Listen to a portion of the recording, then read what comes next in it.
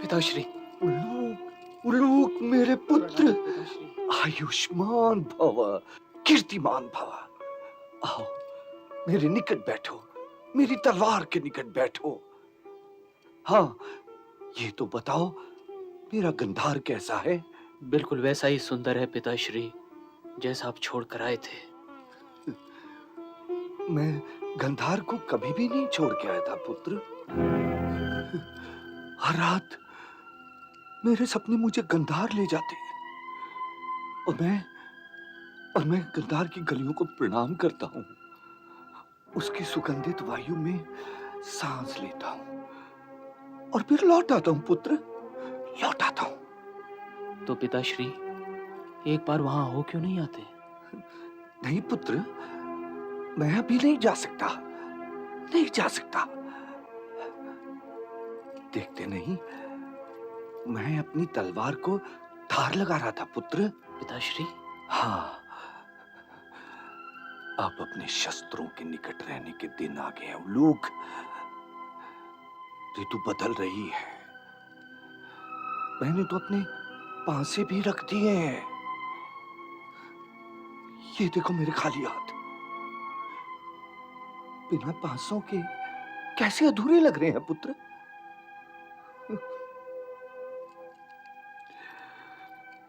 जीतने को तो मेरे पांसों ने कई दांव जीते, परंतु अब मुझे ऐसा लग रहा है जैसे मैं जीतकर भी सब कुछ हार गया, सब कुछ। पांडवों का अज्ञातवास भी अब समाप्त होने पर आ गया है पुत्र,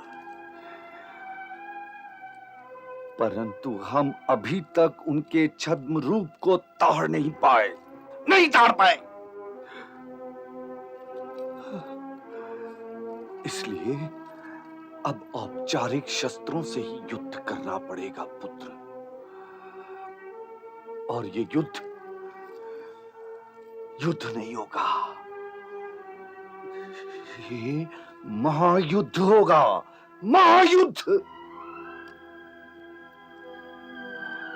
युद्ध का परिणाम तो कोई नहीं जानता, परंतु इस युद्ध में शकुनी का एक स्वप्न साकार हो जाएगा, सर्वनाश हो जाएगा कुरुवंश का, सर्वनाश। और उनके शवों को उठाने के लिए कोई नहीं बचेगा, कोई नहीं। ये आप क्या कह रहे हैं पिताश्री? मेरी प्रिय गांधारी से उस नेत्रहीन धृतराष्ट्र के विवाह का प्रस्ताव लाकर गंगा के उस पुत्र भीष्म ने गंधार का जो अपमान किया है उल्लूक, मैं उसे कभी नहीं भूल सकता, कभी नहीं भूल सकता।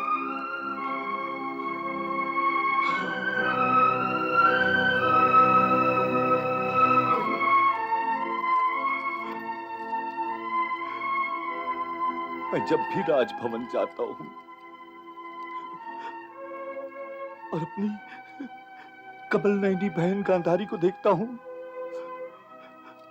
तो मेरा क्रोध अपने लंबे लंबे नखों से मेरा हृदय खरोंचने लगता है उल्लूक, खरोंचने लगता है।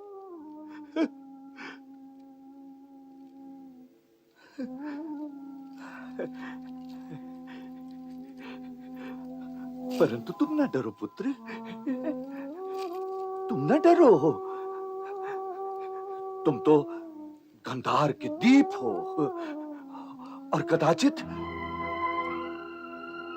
कुरुवंश में आने वाली इस आंधी से तुम तो बच ही जाओगे पुत्र, बच ही जाओगे।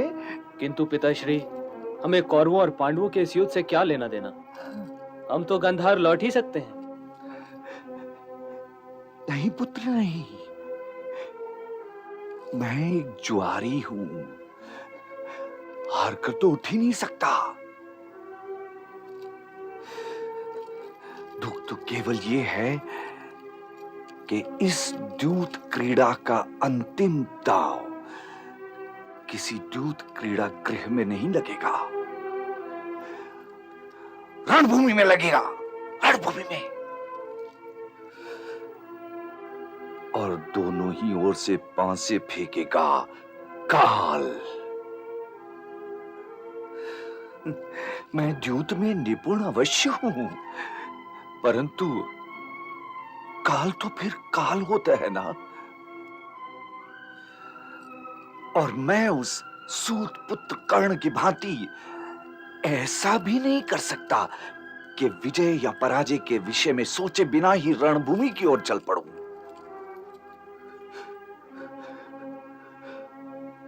कर्ण जैसों का जीना बड़ा सहज होता है पुत्र, बड़ा।